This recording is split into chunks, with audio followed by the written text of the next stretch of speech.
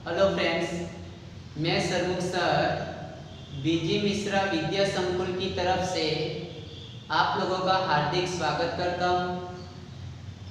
और हम लोग कक्षा 11 में नामा के मूल तत्व इसमें चैप्टर नंबर 1 हिसाबी पद्धति और पारिभाषिक शब्द, उससे पहले वीडियो में 2 वीडियो मैंने अपलोड किए हुए हैं, तो 2 वीडियो अच्छी तरह से देख लेना आप लोग।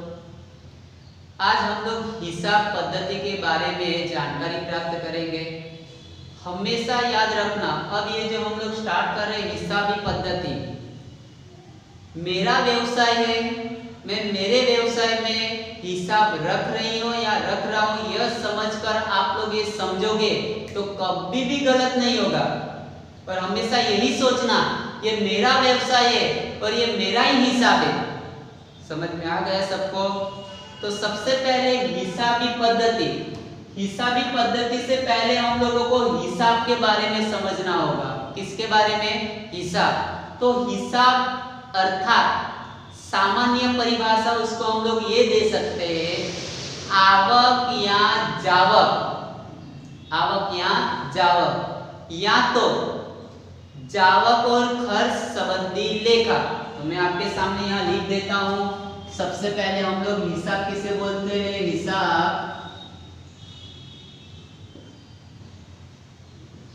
हिसाब अर्थात क्या होता है? आवक, जावक,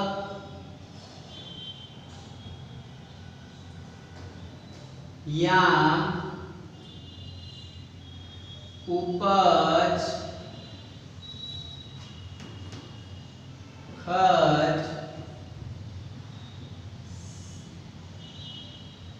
खर्च संबंधी लेखा।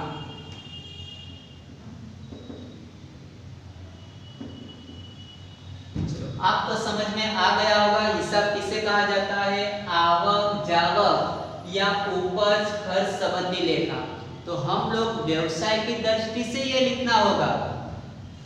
आवक का मतलब होता हमारे पास जो भी चीज वस्तु बेचकर पैसे आते हैं, उससे हम लोग कौन से नाम से जानते हैं? आवक के नाम से। और व्यवसाय में हम लोग को मालूम है चीज वस्तु बेचनी होती है और इसके बदले में हम लोग को क्या मिलता है? द्रव्य। द्रव्य को हम लोग कौन से नाम से जानते हैं? पैसे के नाम से। और उसी को यहाँ कौन से नाम से जानेंगे? आवक के नाम से। अब चीज वस्तु का उत्पादन कर रहे हैं, उत्पादन करने के लिए हम लोग को माल सामान की खरीदी करनी पड़ती है, तो उसको हम लोग कौन से नाम से जानते हैं? जावक। हमारे पास पैसे आएंगे और हमारे पास से पैसे जाएंगे। या तो उपज खर्च संबंधी लेखा, या तो हम लोगों को इनकम होगी और उसके बदले में हम लोग को खर्च होगा। संबंधी क्या करते हैं हम लोग? हिसाबी लेखा। उसके संबंध में हम लोग लेखा करते हैं। तो मैंने आप लोगों को आगे के वीडियो में भी बताया है लेखा शास्त्र। शास्त्र मतलब ज्ञान और लेखा मतलब लिखना। किसके बारे में लिखना? हिसाब के बारे में लिखना। आप उदाहरण के तौर पे जान सकते हैं, आपके पापा की जो सैलरी आती है उसे हम लोग आवक या तो उपज के नाम से जानते हैं। ओके। और आपके घर में जो भी खर्च होता है उसको या तो हम लोग जावक के नाम से जानते हैं या तो कौन से नाम से जानते हैं? खर्च के नाम से। तो आई होप आपको समझ में आ गया होगा कि हिसाब किसे कहा जाता है? आवक जावक या उपज खर्च संबंधी लेखा। इसके बारे में हम लोग को लिखना है। अब हमने लिख लिया, उसके बाद क्या होगा? तो हम लोगों को 2 परिणाम मिलेंगे। कितने परिणाम मिलेंगे? 2। या तो हमारे व्यवसाय में लाभ होगा या तो हमारे व्यवसाय में हानि होगी। या तो हमारे व्यवसाय में नफा होगा या तो हमारे व्यवसाय में नुकसान होगा। तो यहाँ हम लोग उसकी परिभाषा लिख देते हैं। लाभ या कौन से नाम से जानते हैं? नफा। तो उसकी परिभाषा हम लोग लिख सकते हैं, आवक में से जावक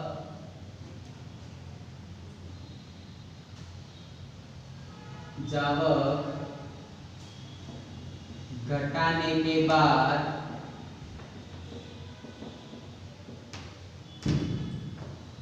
जो अंतर आता है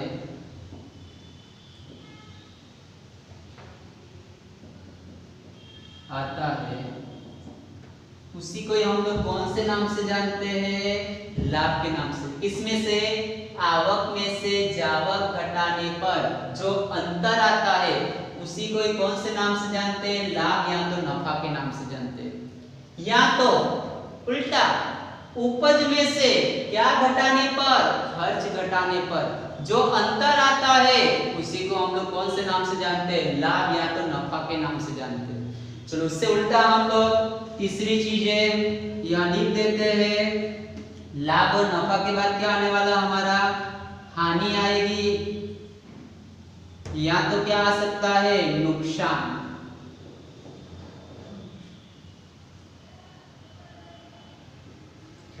चलो उसकी परिभाषा हम लोग यहाँ पर लिख देते हैं।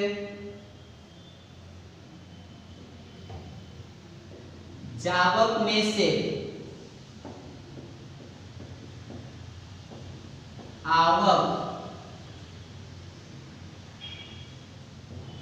घटाने पर जो अंतर आता है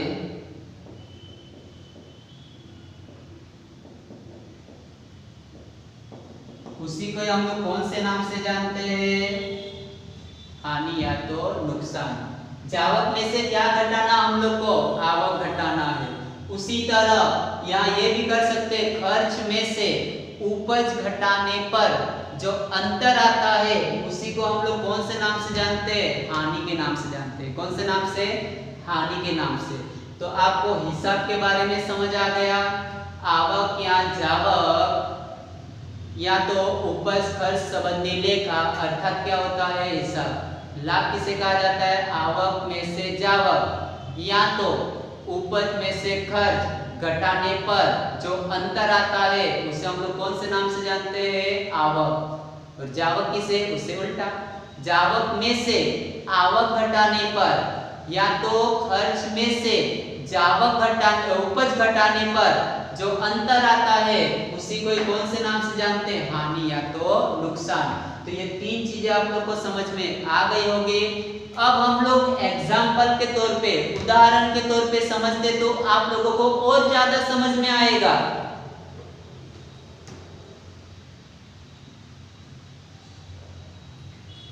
सबसे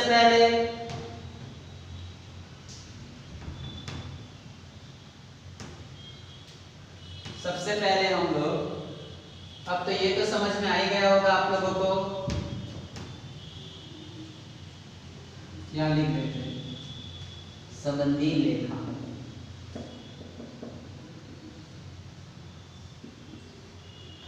उदाहरण के तौर पे हम लोग ले सकते हैं, एक व्यापारी है, वह व्यापारी ने 10,000 का माल सामान खरीदा है। कितने का माल सामान खरीदा है? 10,000।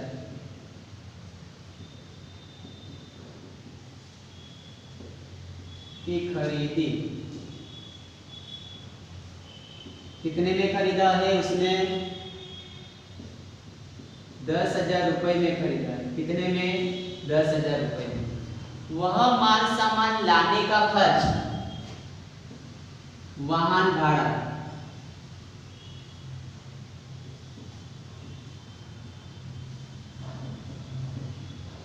रुपए 2,000 हुआ है। कितना हुआ है? 2,000। अब वह जो व्यापारी है, वह व्यापारी माल सामान की बिक्री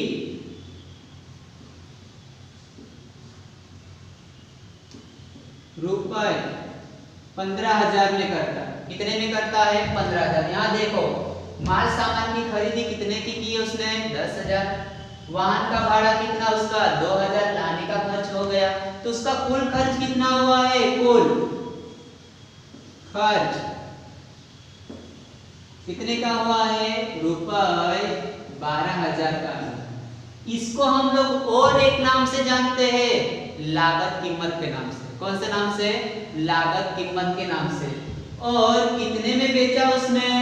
15,000। तो यहाँ आपको लाभ मिल सकता है।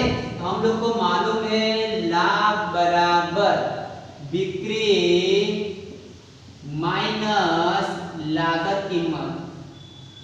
कौन सी कीमत? लागत कीमत।